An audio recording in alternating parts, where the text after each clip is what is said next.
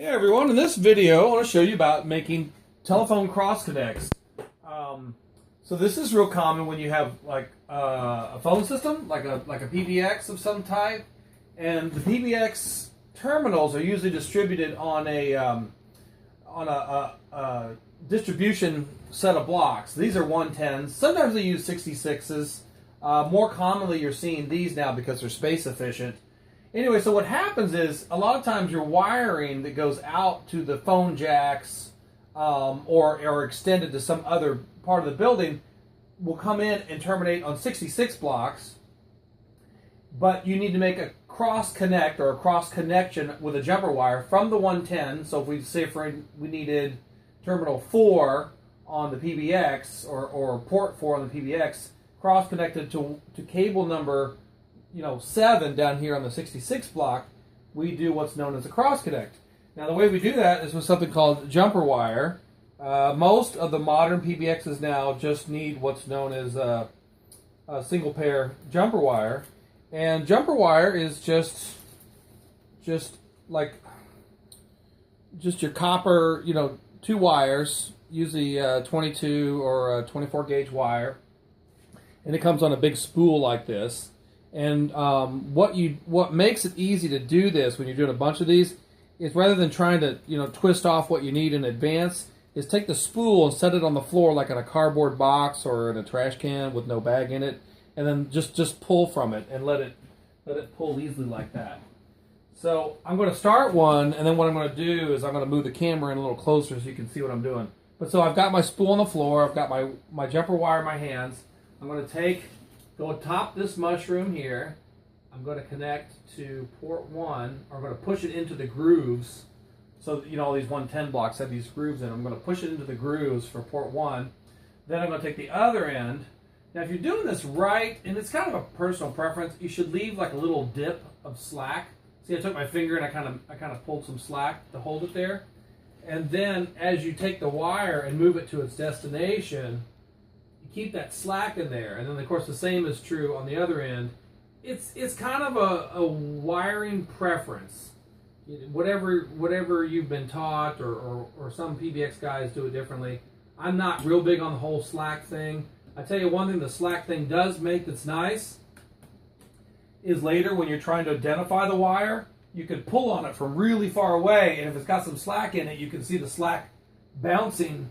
So it tells you, where your wire is, because when you've got hundreds of those little one pair blue wires all together, it can be really tough to find what you're looking for. All right, I'm going to move you in a little closer. Just hold on. Okay, now you're up close with me. So I have to have a punch tool. Yes, I know my punch tool looks like it's been through the wars, which it has. This poor little guy's been dropped so many times. That's why it's got the tape on it. Anyway, it comes with 2 bits, or at least mine does. You can get new bits for these, but there's a 66-bit. And there's also a 110-bit. So that block up there at the top is a 110.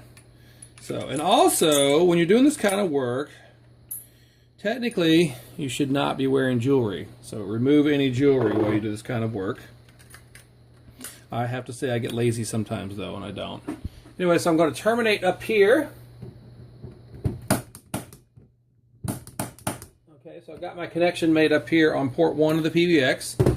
Then I took the wire, ran it down through the mushrooms here. Mushrooms are these little white guys. They call them mushrooms. They're used for wire management. And I went down to here, brought it back up, and I've got it. Actually, cable 1 is where I want to put this. So I put it in on the first pair of cable 1.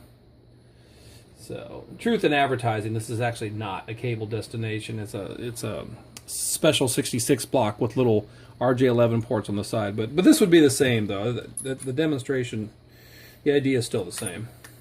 Now I have to switch to my 66 bit. So I take if you guys are wondering, there's these Harris Dracon punch down tools have like a little socket that you can switch the blades in and out. So I'm switching to a 66, and then conveniently it's got like a little pocket in the back where you can keep the other bit when you're not using it. All right, so I'm going to punch down the 66. Okay, so that's a cross connect. Let's just do one more. I need port 2 on the PBX to go to cable 2. So this is actually my PBX lab. You guys, if you've watched my videos long enough, have probably seen this this area before. This is where I do my, I have another channel called Nortel Guy, and I do a lot of videos about the Nortel system. So I was getting ready to do one, and I realized I hadn't shown you guys cross connects, so I thought that might be relevant for you do-it-yourself telecom types or aspiring telecomers. Alright, so punch down up there on the 110, bring around here to the mushroom, up to cable 2, leave a little slack, wrap it on the pins on cable 2, and switch to my 66 blade. And that's it. So that is how the cable, or I should say the wall jack, say like a telephone jack, makes its connection all the way back to the phone system, because that telephone jack, the other end of that wire, usually terminates on what's known as station cabling or cabling distribution blocks in the phone room, and then the PBX technician makes that cross connect from the station cabling, usually on pair 1 or the white-blue pair, and then puts it on the appropriate port of the PBX.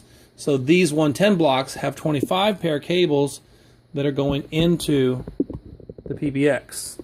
All right, so I hope that helps you out with understanding telephone cross connects. Thanks for watching.